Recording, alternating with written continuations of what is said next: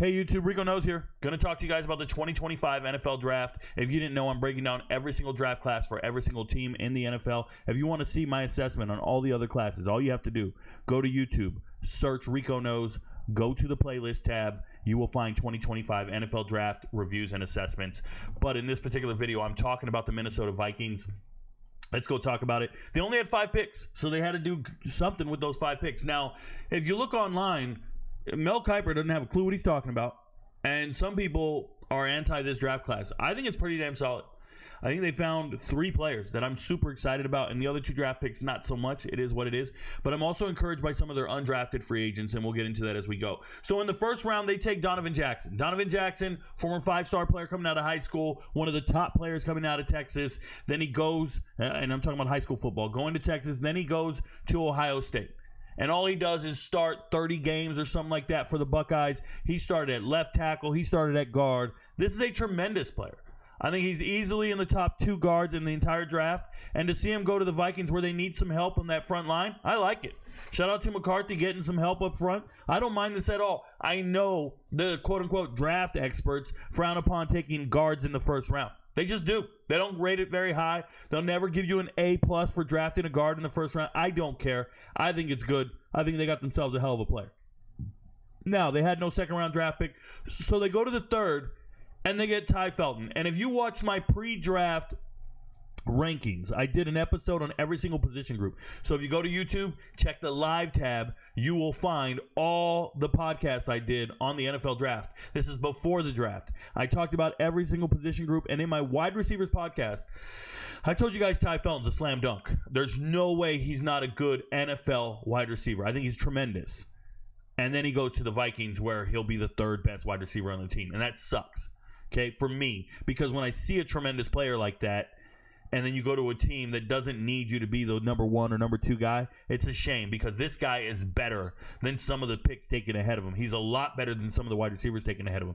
Ty Felton has breakaway speed. He's a winner. He does more. He is the most productive wide receiver on a terrible team. And that's really hard to do. That's hard to do in college football. You need good blocking. You need an accurate quarterback. Like, receivers can't get yards on their own. They need so many things to go right to just get a catch. I'm serious. Running back, it's easy. You just get a handoff and go. You make a guy miss. Maybe you get 3 yards in a cloud of dust. Wide receiver, if you don't have a good quarterback, good blocking up front, you will get no yards. You get nothing. And Ty Felton gets everything. He's amazing. I love the way Ty Felton plays. I think it's an A+ draft pick. Back to back, I'm excited about both those draft picks. And then in the 5th round, they've been watching too much Mel Kiper. They've been watching too much somebody. They go and draft Tyrion Ingram-Dawkins. Tyrion Ingram-Dawkins, when I talked about him in the Edge Rusher podcast. Now, if you go look at the results at the Combine, I think he worked out with the defensive tackles. This is a guy 6'5", 280. Listen to me, guys. Coming out of high school, he was a 5-star kid. He was Mr. Football from South Carolina, 2020. He's been injury prone. He could never get in the starting lineup at Georgia. He looks like Tarzan, plays like Jane. And he should be a bouncer at a bar somewhere. He's not an NFL caliber football player. He's a huge guy. Looks the part. Tests really well. He's a tweener to me. Tests really well. Runs fast. Does these things. He's athletic. That guy can't play football. He's done nothing on a Saturday that warrants you knowing his name. And for NFL teams to draft him, I think it's terrible. That's an F+ draft pick if I ever saw one. I don't know how he makes it in the NFL. You couldn't see the field at Georgia, and magically they're going to turn you into an NFL football player. I don't understand it. That is a terrible draft pick. Completely undraftable. Silly. And he's been injury prone. You watch. That guy will do nothing significant in the NFL. No shade. I just call it like I see it. I make accurate assessments. Not a good football player. And then the next guy is Kobe King. Shout out to Kobe King. If you watch tape on him, first thing you should notice is, this is a linebacker from Penn State. First thing you should notice is he got a green dot on his helmet. And if you don't know what green dot on your helmet means, it means the coaches can talk to you just like they can talk to the quarterback. You're the guy that leads all the communication, meaning you're the leader of the defense. You're calling all the plays. You got the green dot. You run the show. This guy communicates well. He's a beast against the run. He hits everything. Nobody gets extra yards. He's a little undersized by NFL standards, but I still like Kobe King. I do. It's not a slam dunk draft pick. He's obviously fell all the way to the 6th round, but he's cool. I like guys like this. I like to draft guys like this in your locker room. They work harder than others. They're leaders, innate leaders. They're born with it. You don't have to worry about their work ethic. They're going to go out there and do the extra reps and lift hard and watch the extra film. I like that. I'm cool with Kobe King all day. That still stings, though. That Ingram-Dawkins kid does not belong in the NFL, even a little bit. He's the best draft pick, according to Mel Kiper. Yeah, bum. And then they get Gavin Bartholomew at the end of the draft. One thing I'll say about Gavin Bartholomew, he was one of my favorite tight ends, if not my favorite tight end in the draft. I got to check my pre-draft rankings. Don't let me misquote that. Let me do this. Let me go look at my rankings. I will pull them up. Let's find it. NFL draft rankings. Sorry if I'm dragging out this video with that, but I don't mean to. It's coming up right now. Let's pull up draft rankings, and let's go look at where I felt tight ends were. Look at this joint. Look at this joint. This is a couple years ago. Let's look at this here. Favorite tight ends. Gavin Bartholomew, number 1. He was my all-time favorite tight end in this draft. Yeah. That's how much I liked his tape. I think he's blue-collar, beast of a guy, and he goes in the 6th round, at the end of the 6th round. You know, nobody's really talking about him.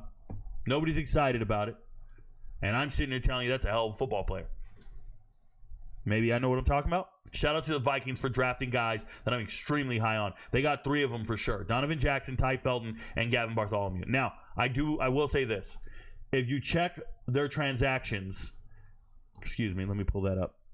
If you check their transactions on SpotRack, they're out here trying to sign guys. So some of the guys they got after the draft, Joe Huber, a great offensive lineman, transferred, but he's a leader amongst men. I like Joe Huber a lot. Max Brosmer, good FCS level quarterback before he transferred up to the FBS level. Not bad. Powell, a decent safety, good size, good range, transferring around. Trey Stewart. What are we talking about? Trey Stewart coming up from Limestone, leading the world in touchdowns this year at Jacksonville State. Good running back. Dante Fleming, good wide receiver. Where's he out of? Tulane, I think. Don't misquote me. What college did Dante Fleming go to? Tulane. Yep, I'm right. He's a good receiver. Tyler Batty, one of my favorite outside linebackers, one of my favorite defensive ends. He's just a little older than most. I think he can make the team. That dude's real. That dude's a player. Silas Bolden, small little, darty little guy. Listen, man, I could talk about all these players. Zeke Correll, former starting center for Notre Dame, went to NC State for his final year.